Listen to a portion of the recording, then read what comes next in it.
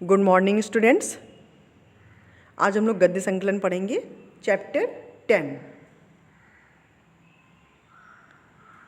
मजबूरी। मजबूरी कहानी मन्नू भंडारी जी द्वारा लिखित एक पारिवारिक कहानी है जिसमें बूढ़ी अम्मा के अपने पोते बेटू के प्रति प्रेम को दिखाया गया है। मजबूरी शीर्षक कहानी में लेखिका मन्नू भंडारी ने मातृ प्रेम से परिपूर्ण एक सरल वृद्धा अम्मा का करुण व ममतामयी चित्रांकन किया है। गांव में रहने वाली ममतामयी अम्मा को पुत्र रामेश्वर को कलेजे से दूर करना पड़ता है। यह उनकी पहली मजबूरी है। रामेश्वर के बिना उन्हें घर मसान जैसा लगता है, यानी बहुत ही सुनसान लगता है, पहाड़ जैसा लगता है। दिन उन्हें अकेले काटना पड़ता है। लेकिन अकेलेपन की यातना से दुखी अम्मा के अकेले जीवन में रामेश्वर के बड़े बेटे बेटू के आ जाने से बाहर आ जाती है। दूसरा पहलू यह है कि बहू रमा के कड़े नियंत्रण के बाद दादी अम्मा के असीम दुलार में पलता हुआ बेटू एकदम अनुशासनहीन हो जाता है। रमा की मजबूरी थी कि वह अगली संतान को ध्यान में रखकर अपने बेटू को अम्मा के पास छोड़ती है।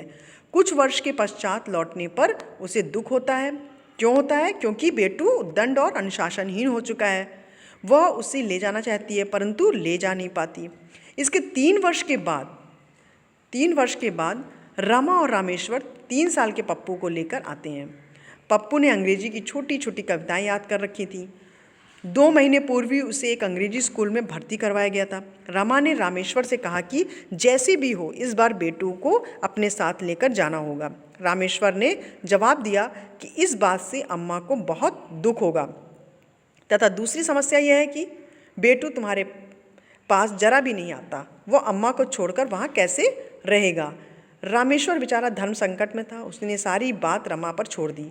अम्मा ने जब रमा का प्रस्ताव सुना तो वो बेटू को अपने साथ ले जाना चाहती है तो उसके पैरों तले जमीन सरक गई।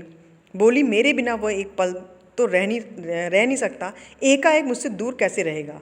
रमा ने बेटू की पढ़ाई की बात की और कहा, उसके साथ दुश्मनी ही निभानी है तो रखिए इसे अपने पास। अम्मा ये बात सुनकर फूट फूट कर रोती है। कुछ देर बाद स्वर को संयत करते हुए बोलती है कि जा बहू ले जा। 2 दिन बाद रमा हॉस्पिटल के एक नौकर और दोनों बच्चों को लेकर अपने माँ के यहाँ चल पड़ती है। रमा ने बेटू को बताया ही नहीं कि वह उसे अपने साथ ले जा रही है। उसके बाद घर में जो कोई भी आता उसे बेटू के चले जाने पर आश्चर्य होता। अम्मा ने उन्हें बताया कि गठिया के मारे उठना बैठना तक हराम हो जाता है, इसलिए मैंने ही कह दिया कि पप्पू अब बड़ा हो गया है, सो बेटू को ले जाओ।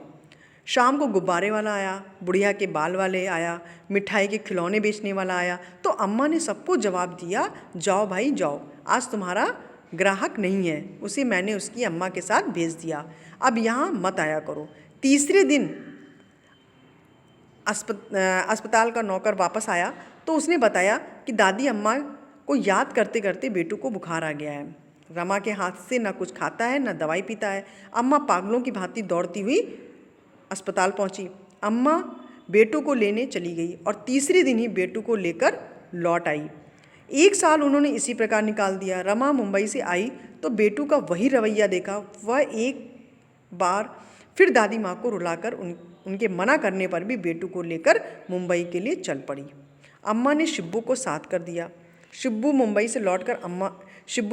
मुंबई से लौटकर अम्मा को बताया कि बेटू अब रमा के साथ हिल मिल गया है और उसकी वहाँ लड़कों से दोस्ती हो गई है। इस पर अम्मा प्रसाद बांटने के लिए ₹1.25 रुपया निकालती है। लेखिका ने यहाँ पर उसकी करुण स्थिति और रोती आंखों की मजबूरी उजागर की है। वह प्रसाद भले ही बांट रही थी परंतु अकेले सुनसान व सूक्ष्म जीवन की मजबूरी उसे रुला रही थी। तो प्रस्तुत कहानी का अगर हम उद्देश्य देखें तो मन्नू भंडारी ने मजबूरी कहानी में बूढ़ी अम्मा के रूप में एक दादी को अपने पोते बेटू के प्रति प्रेम व स्नेह को व्यक्त किया है। कहानी अत्यंत मार्मिक व हृदयस्पर्शी बन पड़ी है। कहानी में मजबूरी दिखाई गई है। बूढ़ी अम्मा अकेली है, वे अपने बेटे बहू को और पोते से मिलने के लिए बेचैन रहती है। उनके आने पर बहू बेटे को अम्मा जी के पास ही रखने के लिए प्रस्ताव रखती है। इस पर अम्मा जी बहुत खुश हो जाती हैं। उनका जीवन बदल जाता है। लेकिन बेटू जिद्दी और गंदे बच्चों के साथ दोस्ती रखता है। बिगड़ते बच्चों को देखकर बहू रमा अपने मायके ले जाती है, लेकिन अपनी दादी के लिए रो रो कर बुरा हाल हो जाता है। इसलिए रमा बेटू को दादी के पास छोड़ जाती है। 3 साल बाद रमा के छोटे बेटे पप्पू और बेटू में बहुत अंतर हो जाता है। बेटू का भविष्य ना बिगड़े इसलिए रमा अपने साथ बेटू को लेकर बम्बई चली जाती है।